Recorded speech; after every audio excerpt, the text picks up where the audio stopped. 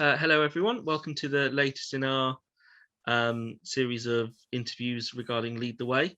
My name is Joseph. I am a university student in dreary old England and helping out on various aspects of the campaign.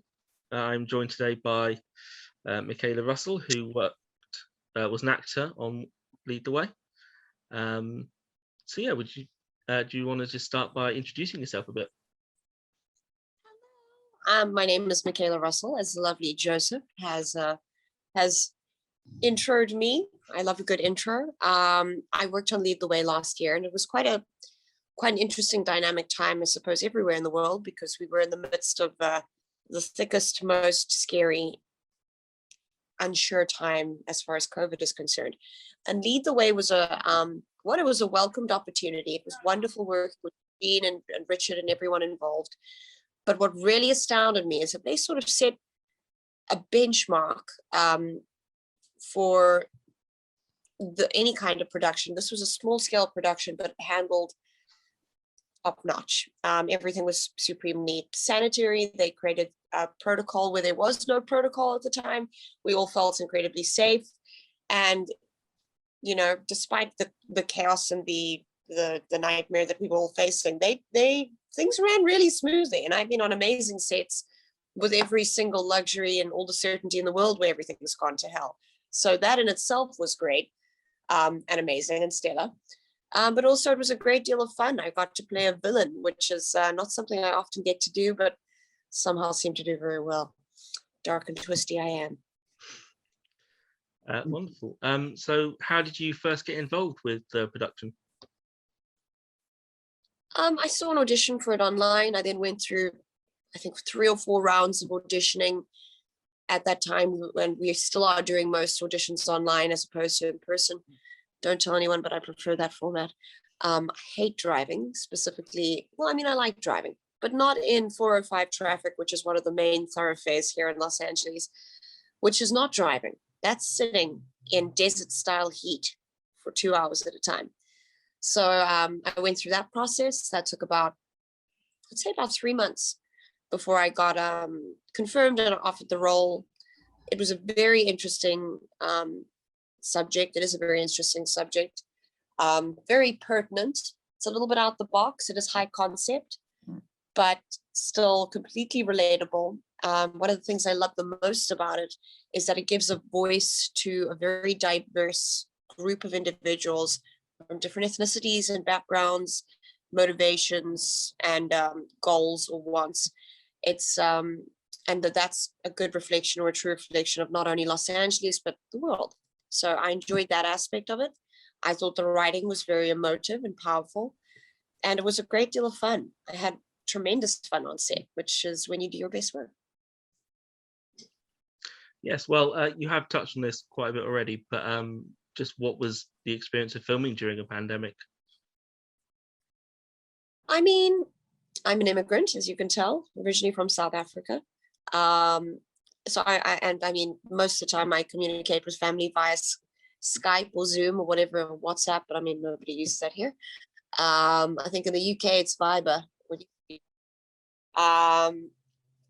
So I was accustomed to a lot of the strange restrictions that were then implemented. So I was really like, yeah, man, I can do this. Obviously, it was a heartbreaking time, it still is, because there was so much loss of life, uncertainty, and hardship. So not taken lightly. And that's what I enjoyed most about production, is that it wasn't taken lightly. It was adhered to with stringent precision. And that made it so much easier to feel safe and to work. That being said, none of the artistic inspiration, flair, or I'd say adventure was lost. You would think that very strict parameters would squash that, but it didn't, which was glorious. So I love filming. I had a great time. I met some lovely people. So very lucky lass indeed. Yeah. And so going back to the beginning of your involvement with the production, what was it that sort of first attracted you to the role in the production and the script, as it were? I think most of all, it was the character. I've been cast I've been very lucky in the way that I've been cast. I've been cast in very intense roles, not necessarily always the ingenue or the girl next door, which is something I really would loathe to be pigeonholed as. But I never really get to play a villain. I'm usually a victim or someone struggling and overcoming their fatal flaws, which is wonderful. But I think I've got some good dark and twisty in me. So the opportunity to be a bit vindictive and crazy was, that was the main draw for me. And then meeting the people in the production was phenomenal and was incredibly accommodating and conscientious and generous, and was just seemed like a great team and crew to be working with. So I was sort of hook, line, and sinker early on. Wonderful. And did you have a particular favorite scene or any part of the shoot that sort of sticks in your mind at all? My favorite scene that I was involved in was most certainly the green screen. We have a massive green screen set up, sort of depicting the New York skyline or city skyline. And that's where I meet the protagonist and we have an interaction. She obviously, my character had a sort of romantic involvement with him when he was still coming up. And now that he's on top, she's trying to worm her way back in, manipulate him.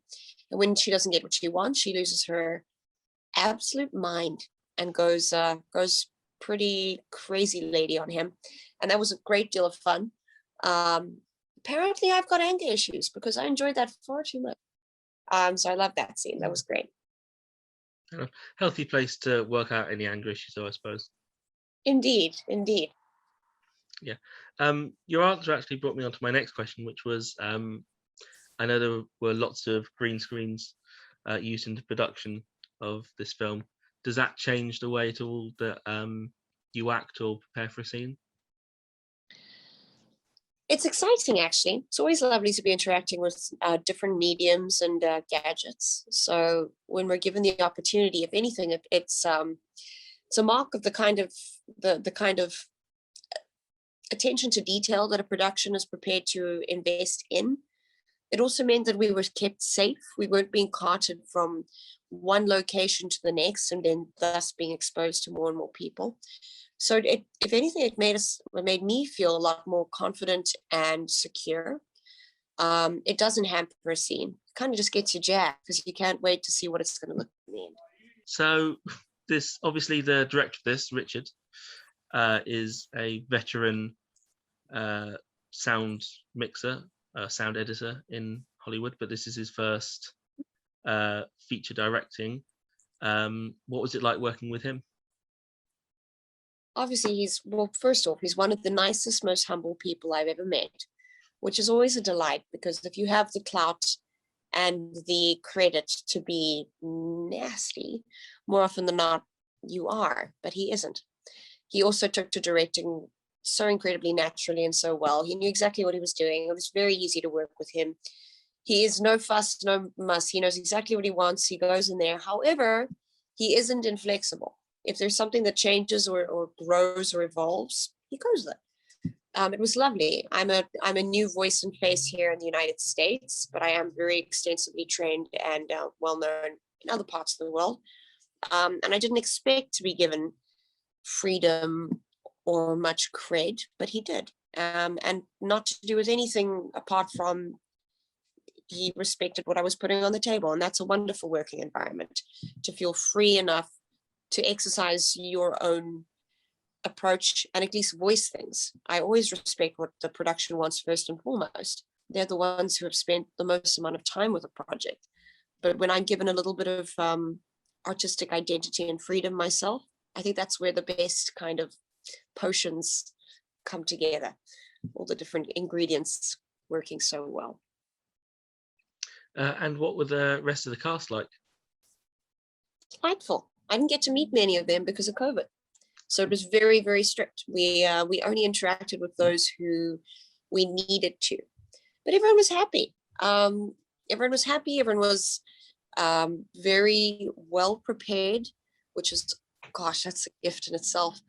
It was lovely. I find that if everyone on the team is putting in the same amount of effort, and this makes sense no matter what you do. Not only does it maintain a high standard, but it encourages you as an individual to go further. And that's sort of, that was the tone that was set from the very first day. So it was lovely. There were no divas, there was no nastiness. There was just, we're just a big happy family. I only have one question left, which No is, why do you think people should watch Lead the Way and back the Kickstarter campaign, or Indiegogo? Sorry, must get it right. No worries. I think people should watch this film because, like I said, it's versatile. It gives voice and a space to many different ethnicities, people, struggles, backgrounds. It is also dystopian in some ways. It looks at what this country could be, politically speaking. And I mean, just the climate that we've gone through in the last 3 years with a change of presidency, with the struggles that presidency resulted in, with the uncertainty of the world, economic changes, socioeconomic pressure. This is an incredible little amalgamation of all that and all what could be. And it is a little bit, high concept. It's a little science fiction-y, which I love, because I find it's more palatable to think critically about real problems when given the sort of vehicle of science fiction comedy. It makes it a more creative, dynamic space that is less boxed in. So I definitely think there's something for everyone here. It's beautifully written, beautifully directed, and you can see me be a raging bitch. Well, if that sounds like your cup of tea, as I said, we are on Indiegogo trying to raise some money for the finishing off all the VFX stuff with the green screens. I'm sure that when this goes online, all the links will be in the description. You can donate from as little as $1 or to as much money as you want to throw at us.